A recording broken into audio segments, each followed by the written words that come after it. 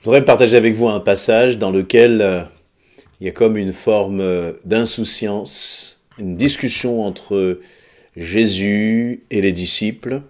Il nous est dit dans Matthieu chapitre 24, là-dessus, Jésus quitta la cour du temple. Tandis qu'il s'éloignait, ses disciples s'approchèrent pour lui faire remarquer l'architecture du temple. Alors il leur dit, oui, regardez bien tout cela. Vraiment, je vous l'assure, tout sera démoli. Il ne restera pas une pierre sur une autre. Comme ils étaient assis sur le mont des Oliviers, ses disciples s'approchèrent, le prirent à part et lui demandèrent, « Mais dis-nous, quand cela se produira et quel signe annoncera ta venue et la fin du monde ?»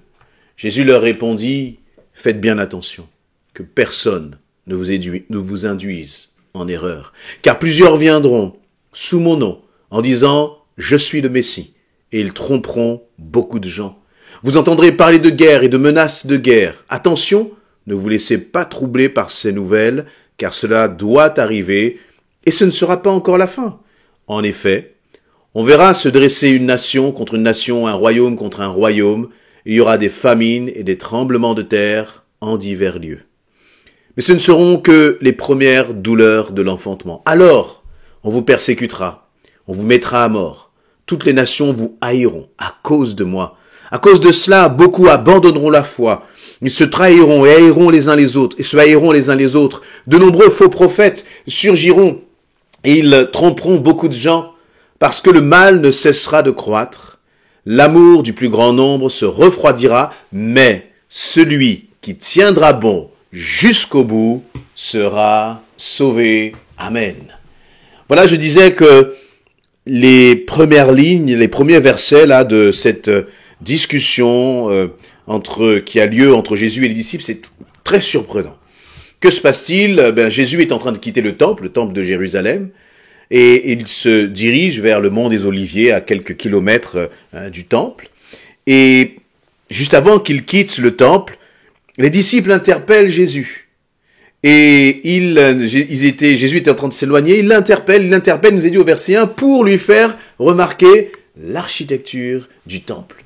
Le temple de Jérusalem, un beau temple, certainement, qui devait être impressionnant en termes de qualité architecturale, ce temple qui a tellement accompagné toute l'histoire du peuple d'Israël, ce temple qui a pour eux, dans leur cœur, une valeur vraiment particulière. Ce temple que Dieu lui-même dont Dieu lui-même avait donné les plans à Salomon pour qu'il le construise. Ça, c'était le premier temple. Ensuite, sous le règne de Zorobabel, le temple avait été reconstruit. Et là, ils sont admiratifs devant l'architecture de ce temple. Et c'est normal, c'est compréhensible, voilà. Mais, ce qui est intéressant, c'est la réponse de Jésus au verset 2. Oui, regardez bien tout cela. Vraiment, je vous l'assure, tout sera démoli, il ne restera pas une pierre sur une autre. Quel froid cela a dû jeter lorsque Jésus a dit cela aux disciples. Eux étaient là comme admiratifs, un peu comme des touristes qui vont aller, qui regardent le temple, qui sont admiratifs de cette architecture. Et lorsqu'ils vont s'adresser à Jésus en disant « Mais Seigneur, regarde le temple, admire ce temple, c'est magnifique !» Jésus va avoir des paroles profondes. Il va leur dire, je vous l'assure, tout sera démoli. Il ne restera pas pierre sur une autre. Et d'ailleurs, c'est ce qui s'est passé en l'an 70, où justement les Romains vont détruire en fait le temple de Jérusalem. Mais ce qui est intéressant, c'est de voir que parfois nous sommes dans une forme d'insouciance. Parfois nous regardons ce qui se passe autour de nous. Nous sommes distraits, finalement, par des préoccupations qui sont secondaires. Je ne dis pas qu'aller visiter le temple de Jérusalem est une préoccupation secondaire, mais Jésus, finalement, les a ramenés à quelque chose de beaucoup plus important. Il les a ramenés à quelque chose de beaucoup plus essentiel. À tel point que les disciples interpellés vont revenir voir Jésus et vont lui demander, mais dis-nous, quand est-ce que ça va se produire ? Quel signe annoncera ta venue et la fin du monde ? Et c'est là que Jésus a commencé à les mettre en garde. Il a commencé à leur parler justement des faux prophètes qui vont dire « Je suis le Messie », qui vont tromper beaucoup de gens. Il a commencé à leur parler des bruits de guerre et des menaces de guerre. Il a commencé à leur parler des oppositions qu'il va y avoir, le fait que, beaucoup même vont se refroidir, à tel point même qu'ils vont abandonner la foi, se haïr les uns les autres. Et je crois que là, il y a une parole aussi pour nous. Nous qui vivons des temps qui sont compliqués. Nous qui vivons des temps où on sent que Jésus est à la porte. Le contexte économique, climatique, tout est compliqué. Et nous pourrions être distraits finalement par tout ce que nous entendons, distraits par cette actualité envahissante et oublier l'essentiel. L'essentiel là n'était pas le bâtiment, l'essentiel n'était pas la qualité architecturale du temple de Jérusalem. Et finalement, par leurs questions ensuite, les disciples l'ont bien compris parce que au début, tout commence par « Waouh, Seigneur, regarde, c'est magnifique ce temple ». Et puis ensuite, ils vont revenir vers Jésus en demandant « Mais quand est-ce que tout cela va arriver ? Tu parles de la démolition du temple, quand est-ce que cela va arriver ? Quand est-ce que, nous saurons que c'est la fin du monde ?» Et Jésus là va effectivement commencer à entamer une discussion sérieuse. Et je crois que le Seigneur veut parler à son peuple d'une façon sérieuse. Et nous dire, ne vous perdez pas dans des choses qui sont futiles, dans ce qui est secondaire. Mais ce qui est important, c'est que vous réalisiez que je reviens bientôt. Ce qui est important, c'est que il faut que vous préparez à mon retour.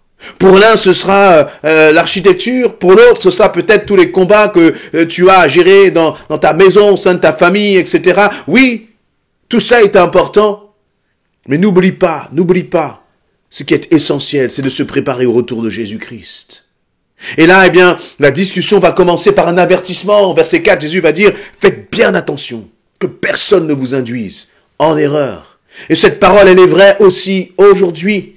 Vous voyez, parfois on peut regarder sur les choses qui sont dans l'apparence, mais alors que le Seigneur, lui, a cette préoccupation pour son peuple. Les disciples étaient impressionnés par les murs, par les pierres, par finalement ce qui était passager. Et Jésus lui va les ramener à une discussion qui va peser, qui va concerner le salut des âmes. Il va dire, faites bien attention que personne ne vous induise en erreur. Une mise en garde par rapport aux âmes, par rapport au salut des âmes. Et pourtant, ce temple de Jérusalem n'était pas un temple anodin pour, encore une fois, et on aurait même pu se dire, mais c'est quand même Dieu qui avait donné les plans quasiment, qui avait dicté les plans à Salomon pour la construction aux yeux du peuple d'Israël. Il était important, comme beaucoup de choses peuvent te paraître importantes à tes propres yeux. Mais tout cela, c'est éphémère. Et il y a beaucoup de choses qui sont éphémères auxquelles nous nous attachons.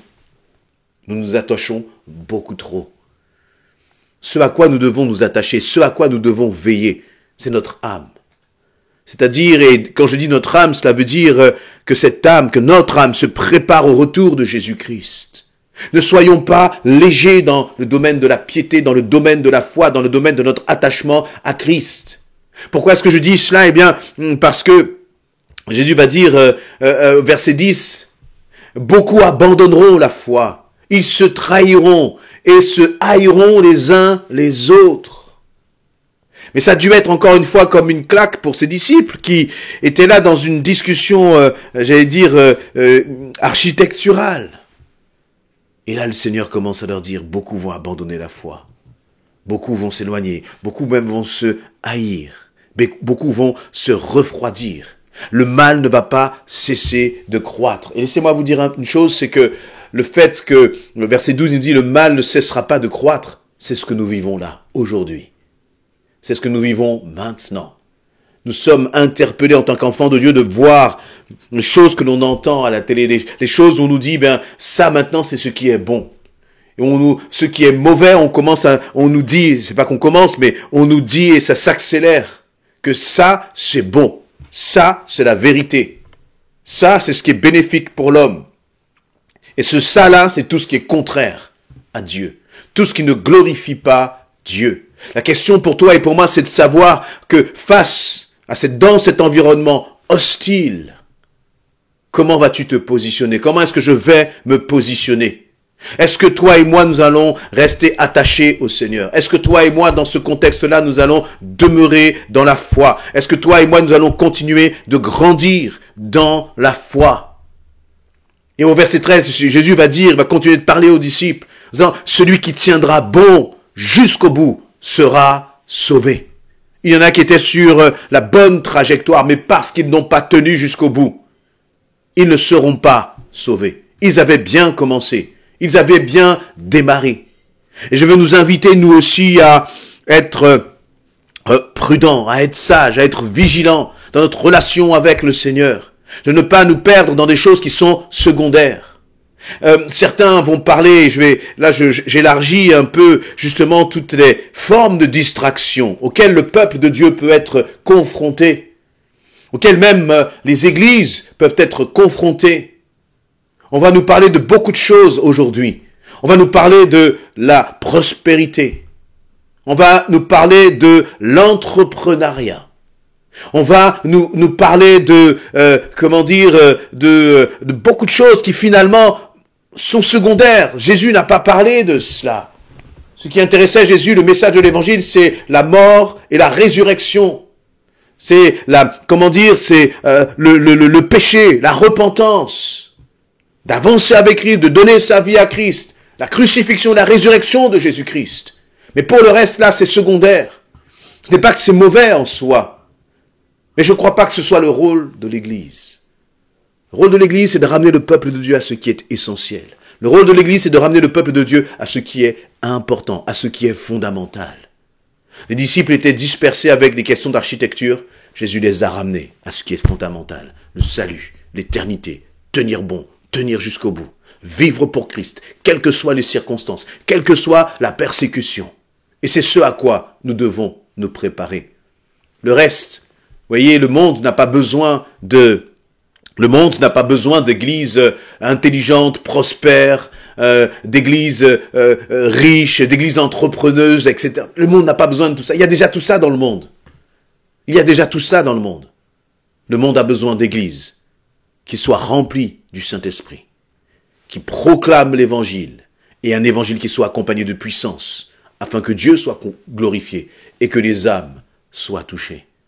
Ne soyons pas dans la distraction, dans ton quotidien. Ne laisse pas les distractions te déborder, mais reste les yeux fixés sur Christ. Amen.